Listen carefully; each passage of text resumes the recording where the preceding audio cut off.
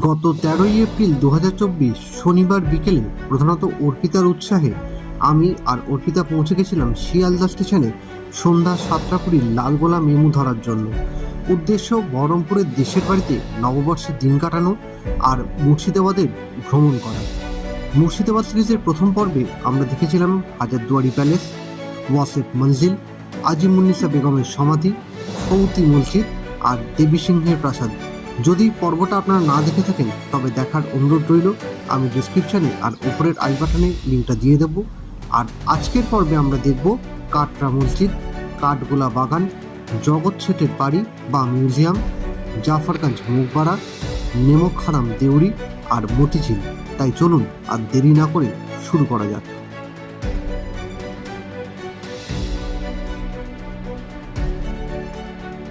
মুর্শিদাবাদের কথা উঠলেই হাজারদুয়ারি প্যালেসের পরে ঠিক যার নামটা আসে সেটা কিন্তু অবশ্যই কাটরা মসজিদ। ১৭২৩ থেকে ২৪-এ নবাব মুর্শিদ কুলি খান নিজের সমাধিটা নিজেই নির্মাণ করেছিলেন। এই মসজিদটি মক্কার পবিত্র কাবা মসজিদের অনুকরণে তৈরি হয়েছিল। ফার্সি ভাষায় কাটরা শব্দের অর্থ হচ্ছে সরাইখানা। ১৭২৫-এ নবাব মুর্শিদ কুলি খানের মৃত্যু হলে তাকে এখানেই সমাধিস্থ করা হয়েছিল।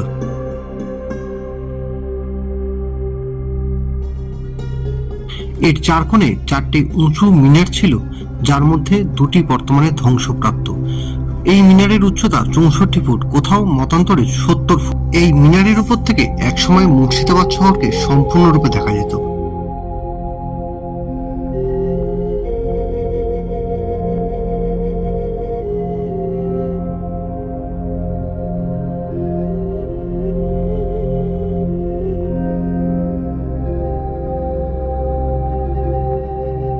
মসজিদের ভেতর চারদিকে বহু ছোট ছোট প্রকোষ্ঠ আছে।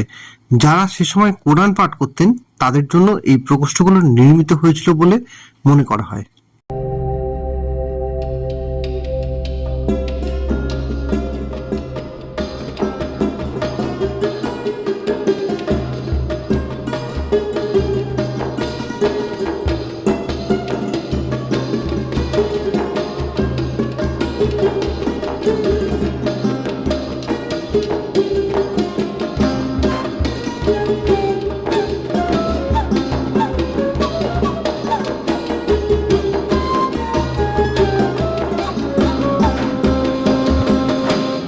এবারে আসি বাংলার প্রথম স্বাধীন নবাব মুর্শিদ কুলি খানের কথায়। উনি দাক্ষিণাত্যের এক ব্রাহ্মণ বংশে জন্মগ্রহণ করেন। তার নাম ছিল সূর্যনারায়ণ মিশ্র। বাল্যকালে তাকে হাজি সাফি ইস্পাহানি নামে এক জনৈক মুসলমানের কাছে বিক্রি করা হয় এবং তার নতুন নাম হয়েছিল মোহাম্মদ হাদি। সাফি ইস্পাহানি মোহাম্মদ হাদিকে পুত্র সমেত লালন পালন করেন এবং তাকে পারস্যে নিয়ে যান। পারস্যে থাকার সময় মোহাম্মদ হাদি পারস্যের শিক্ষা ও সংস্কৃতির দ্বারা প্রভাবিত হন। হাজি সাফি ইস্পাহানি কিছুদিন দিল্লিতে দিওয়ান পদেও নিযুক্ত ছিলেন এবং তার থেকে মোহাম্মদ হাদি দিওয়ানি সংক্রান্ত ব্যাপারে মূল্যবান অভিজ্ঞতা অর্জন করেন এবং পরে হাজি ইস্পাহানির মৃত্যুর পর মোহাম্মদ হাদি দাক্ষিণাত্যে ফিরে যান। এই সময় দিওয়ানি সংক্রান্ত ব্যাপারে তার দক্ষতা সব জায়গায় ছড়িয়ে পড়েছিল এবং তিনি সম্রাট ঔরঙ্গজেবের সুনজরে আসেন। ঔরঙ্গজেব তাকে প্রথমে হায়দ্রাবাদের দিওয়ান পদে নিযুক্ত করেন এবং পরে বাংলার অর্থনৈতিক পুনর্গঠন এবং রাজস্ব সংস্কারের জন্য তাকে বাংলার দেওয়ান হিসেবে নিযুক্ত করেন ১৭০০ খ্রিস্টাব্দে। এ সময় বাংলার সুবাদার ছিলেন ঔরঙ্গজেবের পৌত্র আজিম উস-সান। তিনি ছিলেন ক্ষমতালোভী এবং অর্থলোলুপ। মোহাম্মদ হাদি দেওয়ান পদে নিযুক্ত হয়ে আসলে বাংলার সুবেদার আজিমুস-সান এবং অন্যান্য কর্মচারীদের সঙ্গে তার বিদ্বেষ উপস্থিত হয়। নানাভাবে দেওয়ানের কাজে বাধা সৃষ্টি হয়, এমনকি তাকে হত্যারও ষড়যন্ত্র করা হয়েছিল।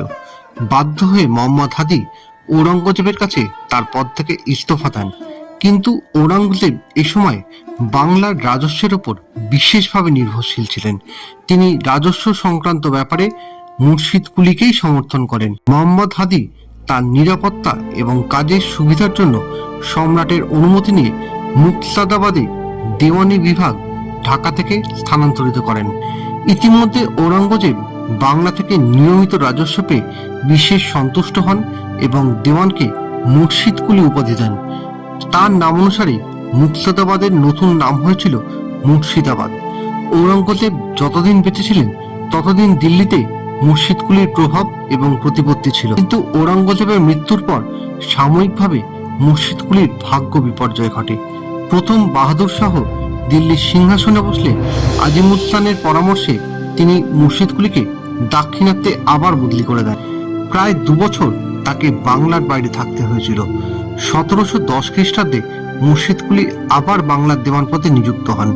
ইতিমধ্যে ফারুক শিয়ার দিল্লির বাদশাহ পদে বসার পর মুর্শিদকুলির ভাগ্য আবার প্রসন্ন হয়। 1717 খ্রিস্টাব্দে তিনি দেওয়ানের পদ থেকে বাংলার সুবাদার পদে উন্নীত হন।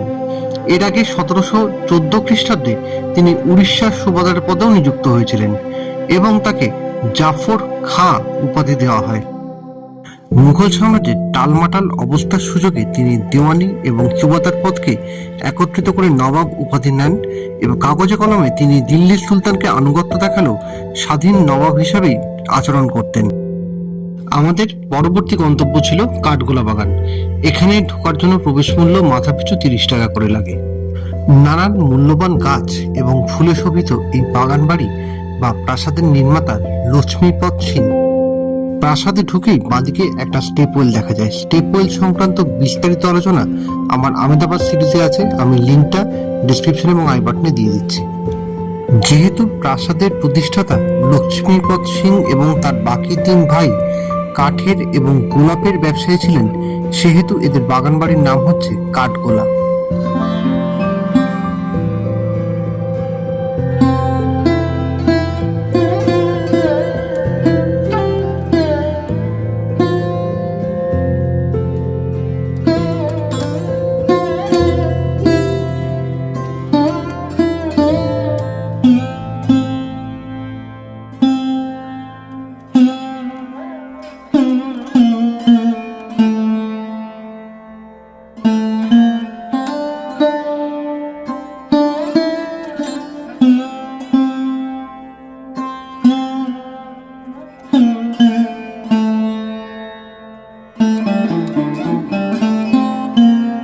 এই ছিল কিন্তু দুটো মাছ, হিরে আর মতি।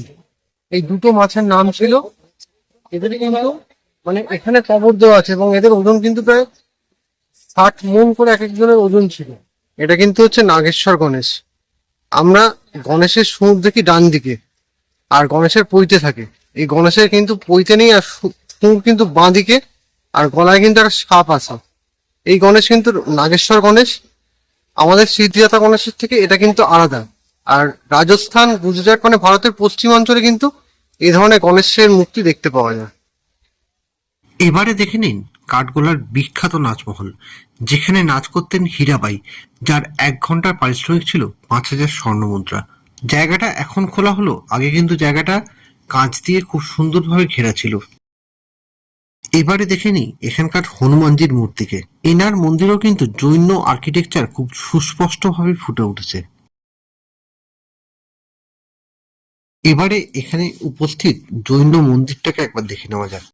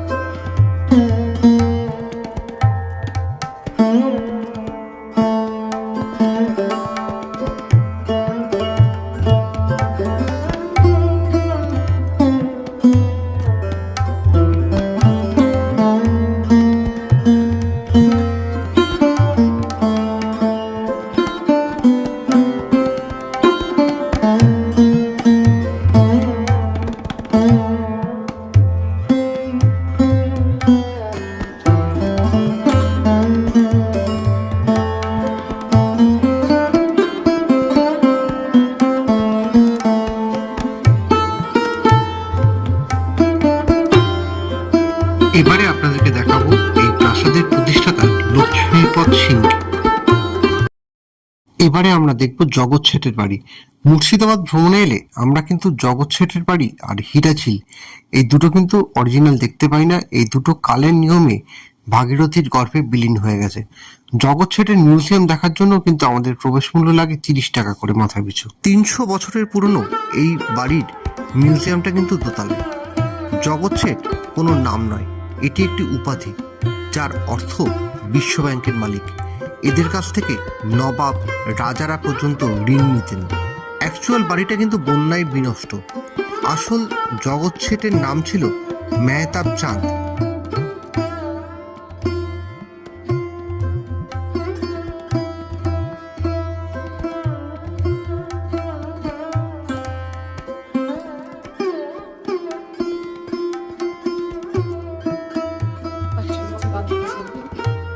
জগৎ শেঠ কে ছিলেন, এটা কিন্তু একটা বড় প্রশ্ন। জগৎ শেঠ ছিলেন কিন্তু তৎকালীন যুগে একজন কোটিপতি মানুষ। মানে জগৎ শেঠ কিন্তু কোনো নাম নয়, এটা একটা উপাধি। এবং বলা হয় যে 4 জন নাকি জগৎ শেঠ ছিলেন। সিরাজের সঙ্গে তাহলে কার বিরোধ হয়েছিল? সিরাজের সঙ্গে যার বিরোধ হয়েছিল তার নাম ছিল হচ্ছে মেহতাব চাঁদ। জগৎ শেঠের কিন্তু এতটাই ক্ষমতা ছিল, বলা হয় যে জগৎ শেঠ কিন্তু ভাগীরথীর জলের সোর্সটাকে ঘুরিয়ে দেওয়ার ক্ষমতা রাখতেন। মানে এনার অর্থনৈতিক সমৃদ্ধিটা এই পর্যায়ে ছিল। জগৎ শেঠের সঙ্গে সিরাজের বিরোধিতা কেন হয়েছিল? বিরোধিতা হয়েছিল এই কারণেই, সিরাজ নবাব হওয়ার পরে জগৎ শেঠের উপর কিন্তু একটা ট্যাক্স আরোপ করেছিলেন, কিন্তু জগৎ শেঠ সেই ট্যাক্সটা দিতে একদমই রাজি ছিলেন না। এবং সিরাজকে বলেছিলেন যে তিনি তাকে একটা মোটা লামসাম অ্যামাউন্টের টাকা অফার করেছিলেন, তার পরিবর্তে বলেছিলেন যে যে ট্যাক্সটা তিনি আরোপ করছেন সেটাকে তুলে নেওয়ার জন্য। কিন্তু সিরাজ এই বিরোধিতা মেনে নিতে পারেননি। তিনি জগৎ শেঠকে ওপেন সভায় সবার সামনে কিন্তু একটা চড় মেরেছিলেন। আর এটাই হচ্ছে কিন্তু জগৎ শেঠের সঙ্গে সিরাজের বিরোধিতা চালু হওয়ার মূল কারণ। এরপরের ইতিহাস তো আপনারা সবাই জানেন।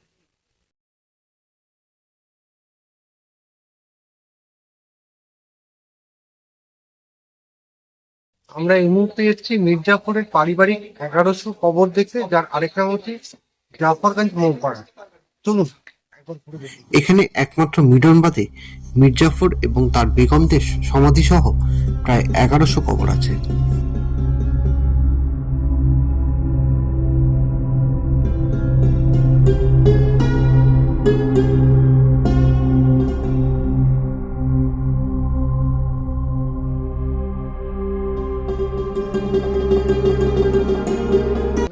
জায়গাটা মির্জাফর যেহেতু নামটার সঙ্গে বিশ্বাসঘাতকতা বা নেমোখারামি জড়িত, সেই জন্য এই জায়গাটাকে কিন্তু স্থানীয় মানুষরা বলে থাকেন নেমোখারাম দেউরি।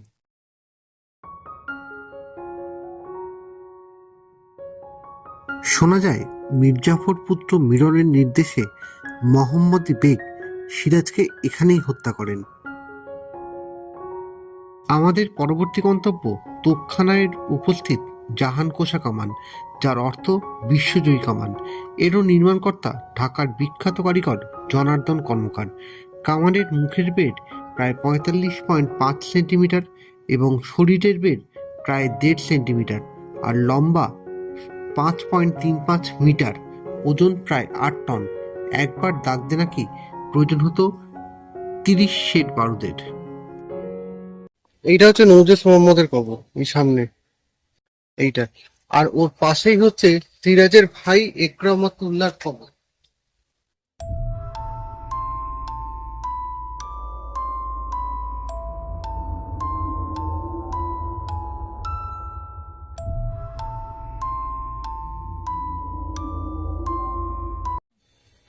এটাই হচ্ছে তিনহি দালান নামে যে প্রাসাদটা ছিল, সেই প্রাসাদটা হচ্ছে এইটা। নৌজেস মোহাম্মদ, যেটা তার স্ত্রী মেহেরুন্নিসা, মানে যাকে আমরা চিনি হচ্ছে ঘসেটি বেগম বলে, সেই ঘসেটি বেগমকে উপহার দিয়েছিলেন, সেটাই হচ্ছে এখানে প্রাসাদ। এখানে বলা হয় যে কিছু কেউ কেউ বলেন গুপ্তধন, কেউ কেউ বলেন যে ভেতরে কিছু কবর আছে। কি আছে সেটা কেউ জানে না, তো এক্সপ্লোর করতেও পারেনি। এবার আমাদের গন্তব্য মতিঝিল। শোনা যায় নবাব আলীবর্দী খাঁর আমলে মুর্শিদাবাদে প্রচুর প্রাসাদ নির্মিত হয়েছিল। এই সমস্ত প্রাসাদের ইট তৈরি করার জন্য, মাটি সংগ্রহ করার জন্য বিশাল এলাকা জুড়ে যে খাদের সৃষ্টি হয় পরবর্তীকালে, সেটাই মতিঝিল।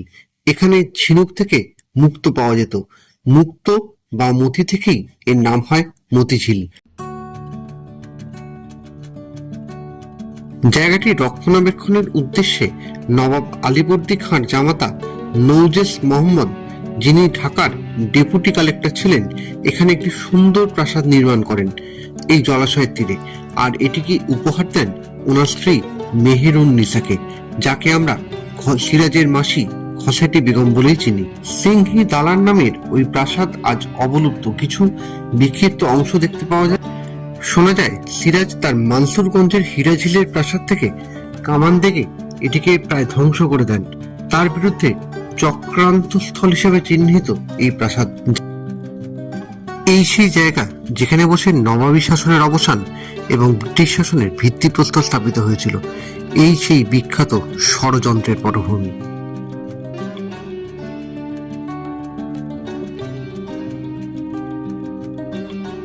আজকের মতো পর্বটা এখানেই শেষ করছি। দেখা হবে পরবর্তী পর্বে আবার মুর্শিদাবাদের তৃতীয় অধ্যায় থেকে। ততক্ষণ দেখতে থাকুন, ভালো থাকবেন, সুস্থ থাকবেন।